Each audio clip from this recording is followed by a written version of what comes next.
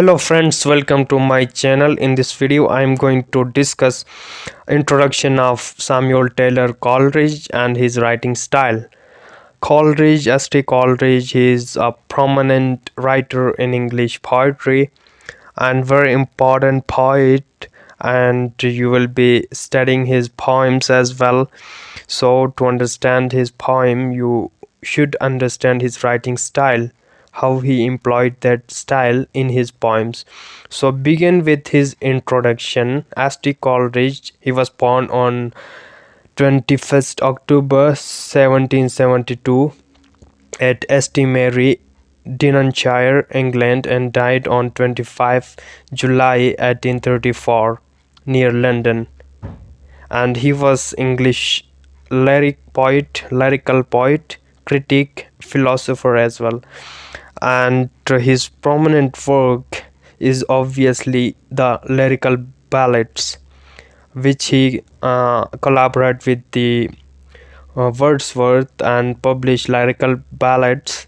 And lyrical ballads are very important in English literature, and with the publication of lyrical ballads the romantic moment or the romantic age began, right? So the romantic moment and other his prominent work include biographia litera and significant work on literary criticism as well. And S.T Coleridge, as I already told you, critic, poet, theologian as well, and prominent in romantic movement, and he was a member of Lake Poets or Lake School of Poetry, you can call them. The poets who belong to the district Lake, they are known as Lake Poets. And he joined the reformist movement in 1793. And as far as his personal life is concerned, he suffered from neuralgia and rheumatic pains, and thus he was addicted to opium, right?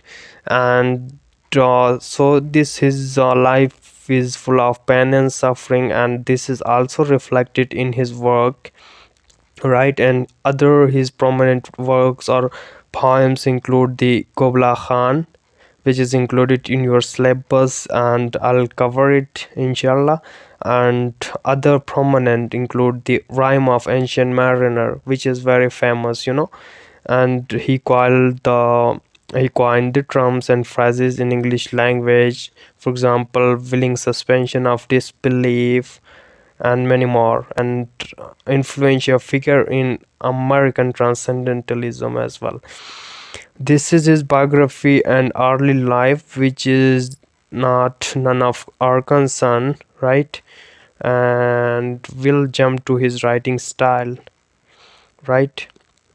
So he started writing in natural style in his later work, and he employed the experiences of his friends in his conversation poems, right? Conversational style he employed, and his conversational poems include the Lime Tree, Bower, My Prison, and many more. And Coleridge lived near to William Wordsworth as they publish the lyrical ballads, right? It's a collection of poems, and it's a foundation work of romantic movement, as I already told you.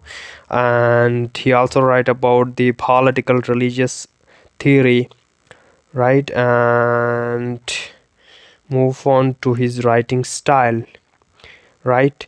So uh, furthermore, he said that the poetry of reason, which is the neoclassical, which was the previous age to romantic age, right?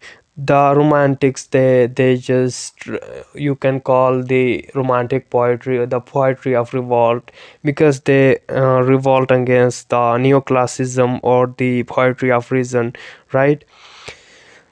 So the romantic poets, they just came with the new roles of poetry, right? And the prime function of poetry was teaching moral lesson, right? Didactic, you can say.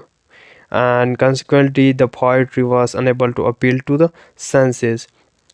So the romantic poetry, it is the poetry of senses, which means that which appeals to our senses, which can be felt, right? And it always appeal to mind of reader. It can be sensed or felt, and it is the poetry for the sake of poetry. You can call this, as you may heard about, art for art's sake, right? Aesthetic moment as well. So which means that art is for only for the sake of art, not for any purpose, right?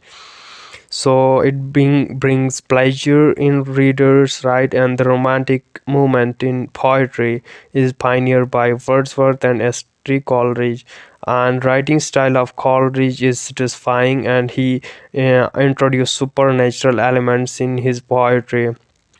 We'll see, right, in his poem christabel, uh, the supernatural elements. It's a long poem.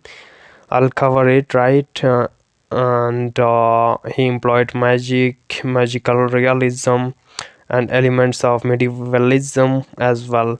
And he used conversational style in his poems, and the time conversation between Coleridge and unseen or unknown listener. Poetic monologues, right? The poetic monologues of Coleridge. So this is the conversation between Coleridge and unseen or unknown listener, and he's concerned with the power of natural world. As you know that the nature is very important theme in romantic poetry. So I've discussed the Wordsworth treatment of nature, and the Coleridge treatment of nature is somehow different from that of Wordsworth. Coleridge rather focus on inner nature, right? In his poem Dejection, we'll see how inner nature affect our actions, right? And how important it is our inner nature. And supernatural elements we'll find in uh, christabel and his imagination.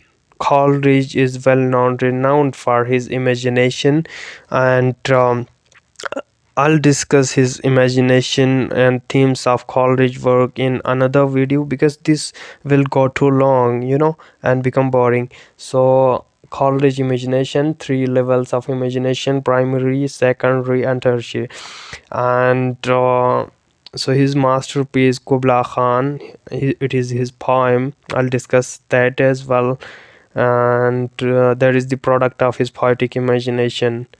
And Coleridge celebrate nature in his poems and dealing with nature. And Coleridge tone is melancholic. Yes, as I already told you, his life is full of suffering and disappointments. So that is reflected in his poems. Dejection, right? His tone is melancholic, somber. Dejection and odd. I'll cover it. And he took a personal stance in his poems and response to his personal experiences of life and personal views. And in Dejection, it is the account of his unrequited love, disappointment in love, right? And most of the poetry of Coleridge is lyrical. He's a lyrical poet, and lyrical poetry means something like song like qualities, which is right, it is a lyrical melody, right? And Coleridge, though a creative writer, creative imagination, and his famous poems fragmentary, it is published in fragments. And christabel is also a fragment, and it is unfinished work, right? And yes, is powerful life consciousness in all individuals. And the mode of Coleridge poetry is informal. And as far as language is concerned, Coleridge also attempt to learn language, and his poetry also contains the works of comparative mythology and religion. We'll find allusion as well in his writing and his poems. In his poems, he tried to exploit all the mythical traditions and religions, and immortality of soul as well, right? And apart from that, creative imagination, let it, right? And most imaginative mind, yes, Coleridge is described as the most imaginative mind is that of Coleridge in romantic poetry, and his vivid imagery is there, and he conveys mystical elements, description of the place in the poem Kubla Khan, right, which is imaginative, and moreover most of the poems of Coleridge have a dreamlike quality, such as in Kubla Khan, it's a dream, right? And his poetry is visualized form of dreams, a reverie, daydream is known as reverie. And poetry of Coleridge appears to be devoted to spirit of the Middle Age. Medievalism is found, love of supernatural, mysterious setting, right? And master the art of storytelling or narrative skills as well. So Coleridge was also a humanist. Humanism, love for humanity, is also found in his poetry. And major themes, the themes and his imagination, I'll cover in a separate video. I think that is enough for this video, and in the upcoming videos I'll cover his poems as well. Thank you for watching.